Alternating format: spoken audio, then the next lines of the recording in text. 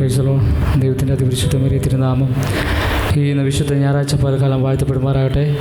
കർത്താവിൻ്റെ ദാസനോടും കുടുംബത്തോടും സഭയോടും ചേർന്ന് ഒരിക്കൽ കൂടെ കർത്താവിനെ മഹത്വപ്പെടുത്തുവാനും ആരാധിക്കുവാനും സ്വർഗ്ഗത്തിലെ വലിയവനായ ദൈവം എനിക്ക് നൽകി തന്ന നല്ല അവസരത്തെ ഓർത്ത് ഞാൻ എൻ്റെ കർത്താവിനെ സ്തുതിക്കുന്നു. ഞാൻ ഇവിടെ കടന്നു വന്നത് എൻ്റെ ജീവിതത്തിൽ ദൈവം എനിക്ക് ഒരിക്കലും മറക്കാൻ പറ്റാത്ത ഒരു നന്മയാണ് എനിക്ക് ദൈവം ചെയ്തു തന്നത്. കാരണം 2022 ഏപ്രിൽ മാസം 5-ാം തീയതി ഞാൻ മറ്റേ സ്ഥലത്താണെന്ന് തോന്നുന്നു. അവിടെ ഞാൻ ചൊവ്വാഴ്ച പ്രാർത്ഥനയ്ക്ക് കടന്നു വന്നതാണ്. ഞങ്ങളുടെ അടുത്തുള്ളൊരു ആൻറ്റി ഒരു ബുക്ക്ലെറ്റ് ഇവിടെ കൊടുത്തു. അങ്ങനെ ഞങ്ങൾ ഇവിടെ കടന്നു വന്നു.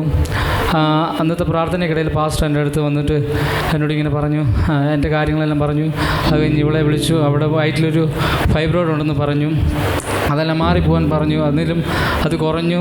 ഞങ്ങൾക്ക് കുഞ്ഞുങ്ങളില്ലാതെ വളരെയധികം ഭാരപ്പെട്ടിരിക്കുകയായിരുന്നു.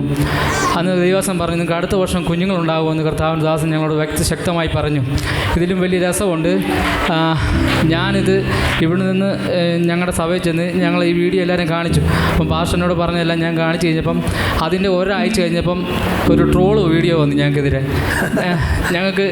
ഞങ്ങളൊന്ന് സ്നേഹിച്ച് എല്ലാവരും ചെന്ന് പാസ്റ്റർ പറഞ്ഞിട്ടുണ്ട്. അങ്ങനെ പറഞ്ഞു, ഈ സ്നേഹിച്ച് കഴിച്ചവരെല്ലാം കല്യാണം കഴിച്ചവരെല്ലാം പിള്ളേരില്ലെങ്കിൽ പാസ്റ്റർ എടുത്ത് ചെല്ലണമെന്ന് പറഞ്ഞൊരു ട്രോൾ വീഡിയോ വന്നിട്ടുണ്ട്. ആ വീഡിയോ ഞങ്ങളെ എല്ലാവരും കാണിച്ച് ഒരുപാട് കളിയാക്കി, ഒരുപാട് നിന്ദിച്ചു ഞങ്ങളെ ആ സ്ഥലത്ത്. പക്ഷേ ഞങ്ങൾ അവിടെ നിന്ന് പ്രാർത്ഥിച്ചുകൊണ്ടിരുന്നു. അങ്ങനെ അടുത്ത മാസം പാസ്റ്റർ പറഞ്ഞതിൻ്റെ 2 മാസം കഴിഞ്ഞ് ഇവള് പ്രഗ്നൻ്റായി. പക്ഷേ ഞങ്ങൾ അറിഞ്ഞില്ല. അത് അബോർഷനായിപ്പോയി. വീണ്ടും പ്രഗ്നൻ്റായി, അബോർഷനായിപ്പോയി. 2023 ആദ്യം തന്നെ ഇവള് പ്രഗ്നൻ്റായി. അങ്ങനെ 2024 ഞങ്ങൾക്ക് വളരെ നല്ലൊരു കുഞ്ഞിനെ ദൈവം ഞങ്ങൾക്ക് ദാനമായി നൽകിയതിനോട് കർത്താവിനെ സ്തുതിക്കുന്നു.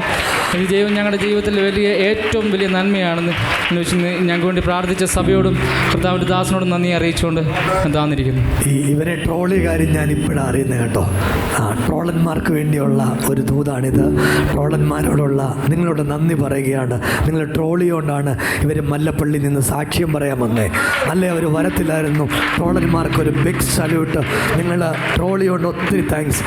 ഒരു കാര്യം പറയാം, നിങ്ങൾ ട്രോളിയോണ്ട് ദൈവം അത്ഭുതം നിർത്തിവെച്ചില്ല. നിങ്ങൾ വിമർശിച്ചുകൊണ്ട് ദൈവം തലമുറയെ കൊടുക്കാതിരുന്നില്ല. ഈ പെൺകുട്ടിയുടെ വയറിനകത്ത് ഒരു ഫൈബ്രോയിഡ് ഉണ്ടായിരുന്നു, ഒരു മുഴയുണ്ടായിരുന്നു. മുഴ ചൊക്കി ദൈവം തലമുറയെ കൊടുത്ത ദൈവമാണ്. ഇന്ന് രാവിലെ ഒരു കാര്യം പറയുക, വിമർശകരെക്കാൾ മുകളിലൊരു ദൈവമുണ്ട്. നിന്ദിക്കുന്നവരെക്കാൾ മുകളിലൊരു ദൈവമുണ്ട്.